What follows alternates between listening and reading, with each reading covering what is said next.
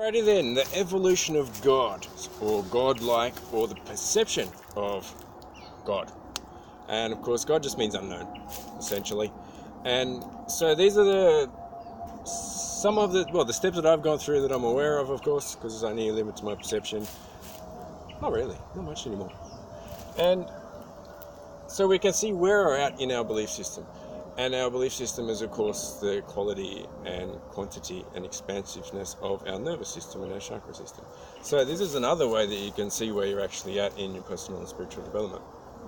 So, and, there's, again, hundreds of thousands of names for God or the unknown, and it's absolutely up to the individual. We will have birds of a feather coming together with similar belief systems because they've got similar problems in the body, and they haven't quite worked it out. So, let's start number one at the lowest. Scientists. They only believe, first of all, belief's just a thought pattern anyway.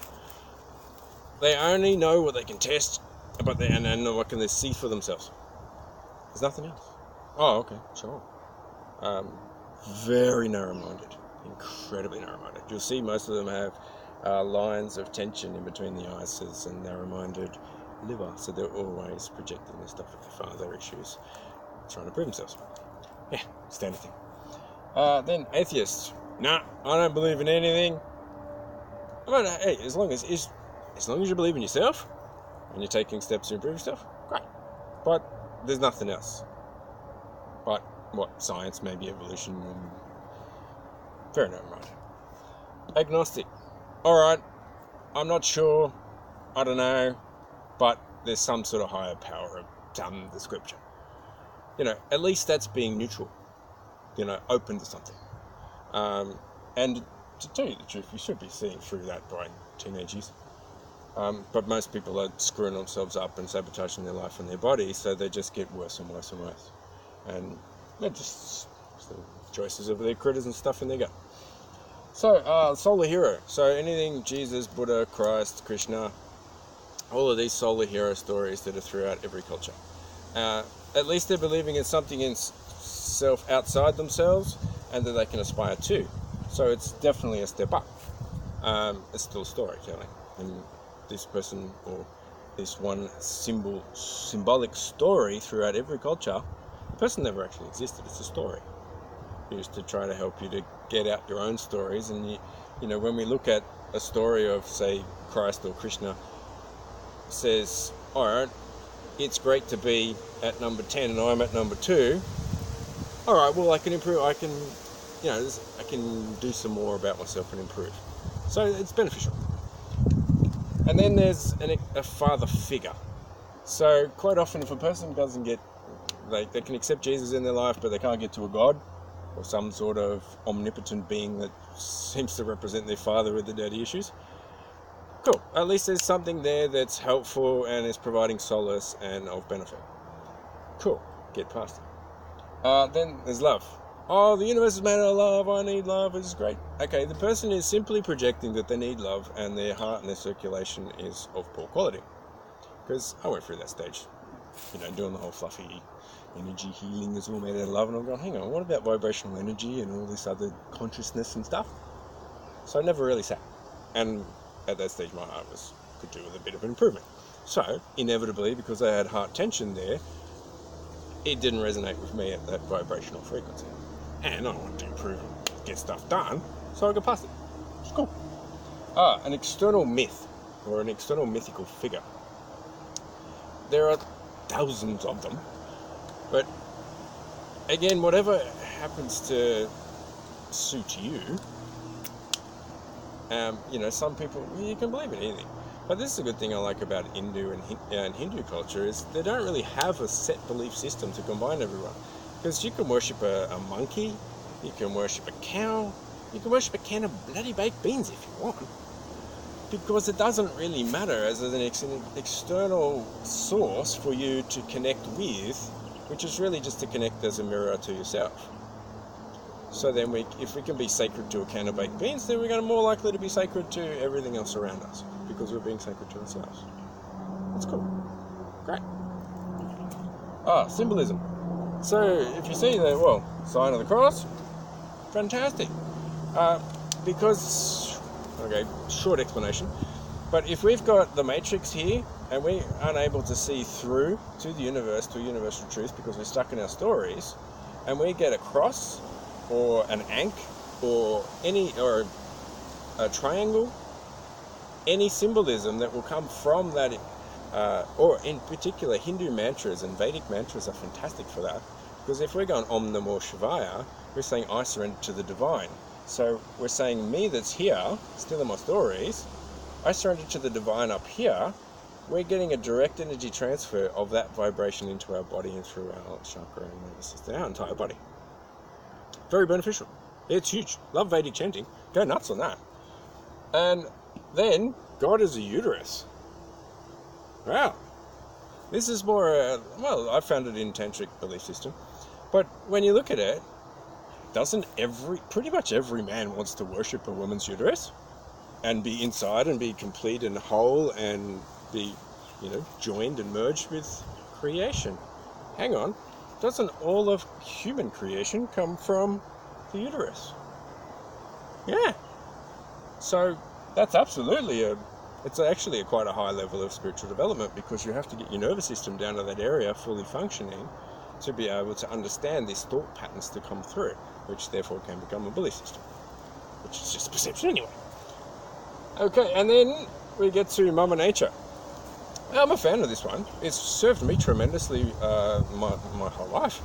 If we're worshipping, or at least sacred to Mother Nature, we're grounded, we're practical, we're feeling good because our conductivity is grounded, therefore we can get more information, especially when you get psychic skills coming through, to deliver and serve and improve ourselves and get good ideas. And if we're exercising in Mother Nature and worshipping our cat or our dog or animals and plants, then we're likely to worship them inside ourselves.